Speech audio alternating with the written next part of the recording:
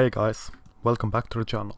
I am your host Maria Legier, and I originally planned something else for today, but sometimes things are just too fucking insane. This is Crucified in Toilet Cubicles, a tale of women pooping.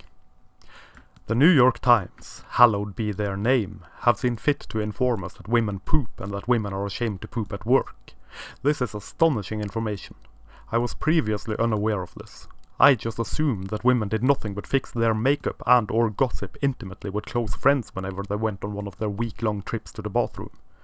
Now, I have only ever once set foot within the confines of a public restroom for women, and that was only because I had 5 minutes until my bus left and the men's restroom was occupied. I was stunned to find that there were no campfires, no tents and no sleeping bags to be found anywhere on the premises. Considering the often obscene amount of time women spend in public restrooms, I assumed there would be. I also pictured divans, couches, lounges, a fully stocked bar and a servile non-gender specific manservant or butler to cater to their whims. There had to be. There has to be, I remember thinking. For there can be no other reason than that for them spending all that time in their sanctuary. Of course, there is a likelihood that some manner of chromosome scanner or other hidden in the arching doorway of the restroom scanned me and found me to be a foul male and so hid all that stuff in order to keep it a secret known only to women and some token gay friends. I will never know, and I have accepted this fact, even if it is a hard fact to accept. Some things, I suppose, men are not meant to know. Such arcane wisdom and occult secrets of the arcaniest, occultiest kind are best kept from the ragged hearts of men.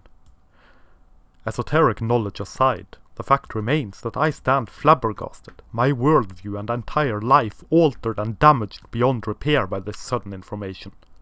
Do women poop? I mean, for real? It's not just something they say for gender equality? Well now, ain't that something? Astonishing. Incredible.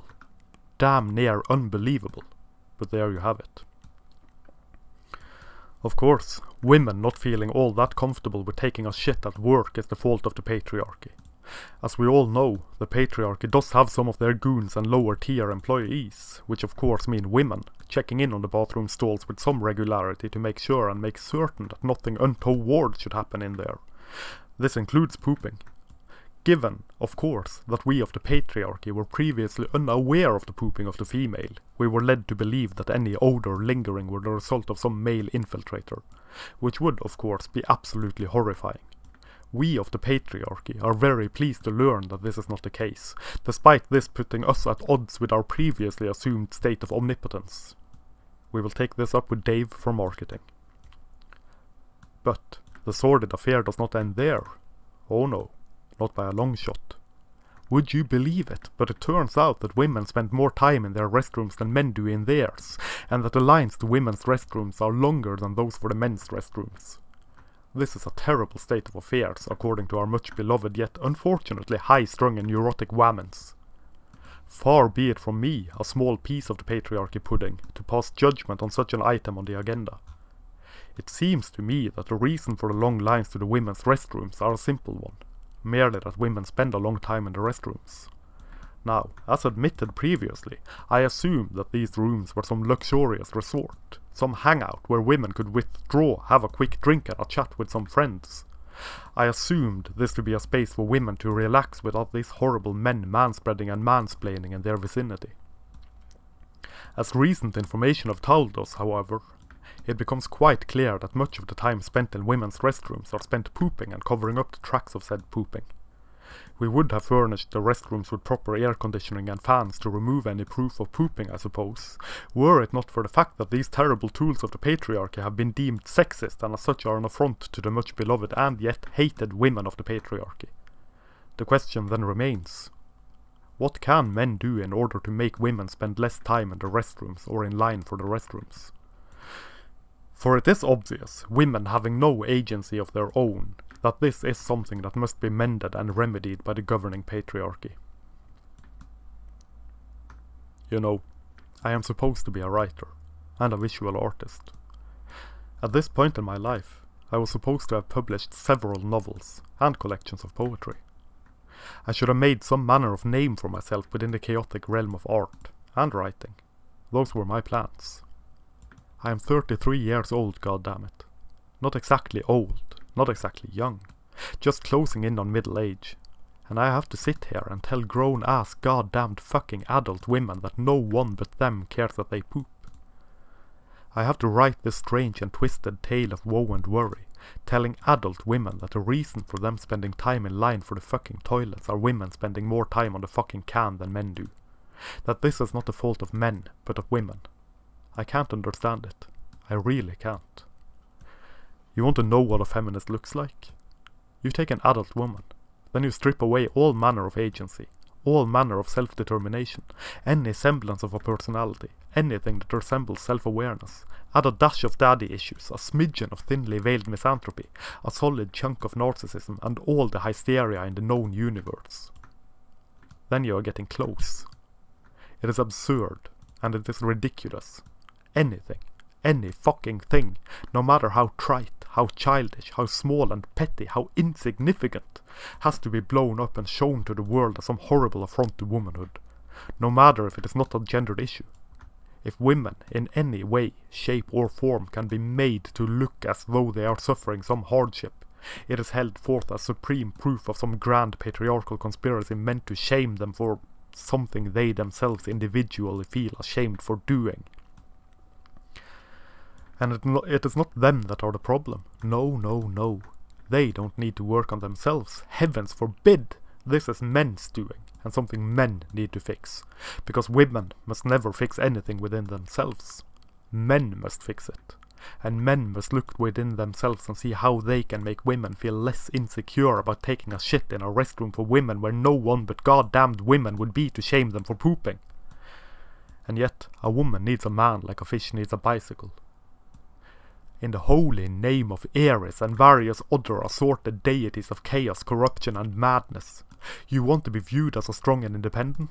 You want to be taken seriously as an adult human being with agency, self-determination, independence and so and such? Then stop acting like a spoiled fucking child throwing temper tantrum because something in your morbidly hysterical world did not go exactly as you wanted it to go. Take some fucking responsibility for your own life and stop complaining to men that women spend more time on the fucking toilet than men do.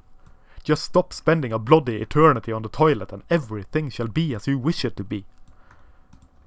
This is what we are reduced to, gentlemen. This is what we have become. A terrible joke of a civilization. Society beyond satire. Satire beyond satire even. And beyond redemption.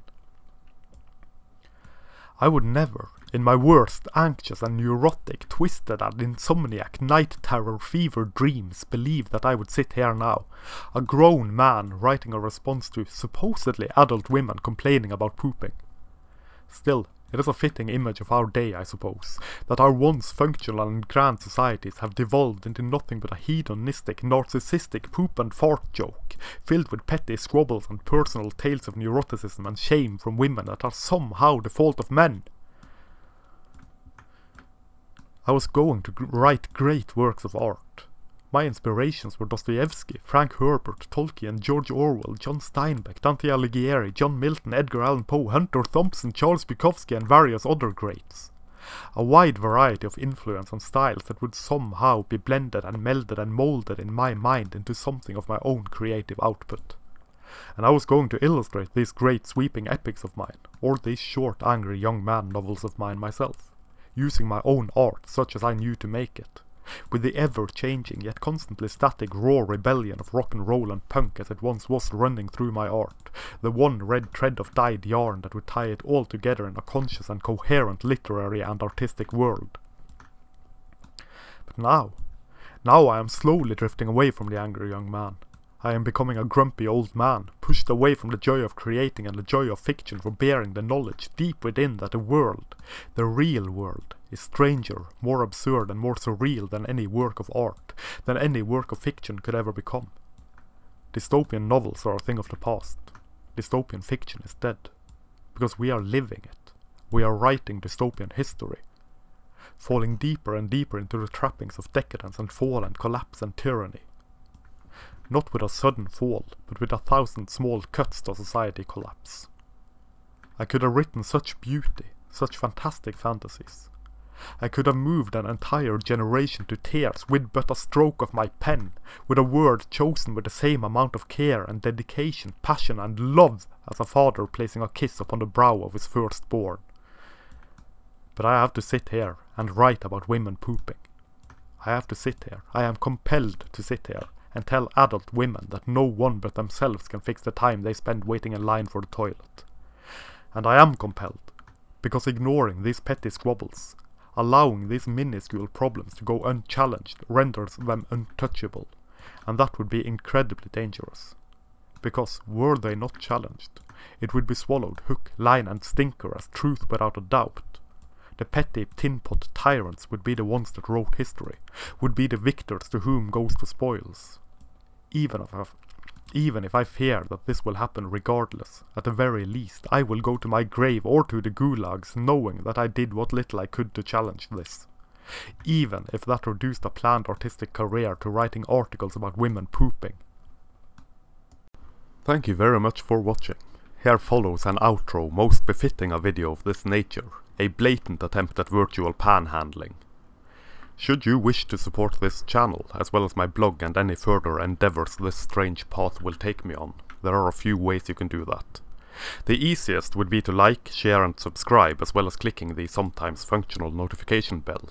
Having the message, such as it is, manspread and mansplained far and wide will do wonders.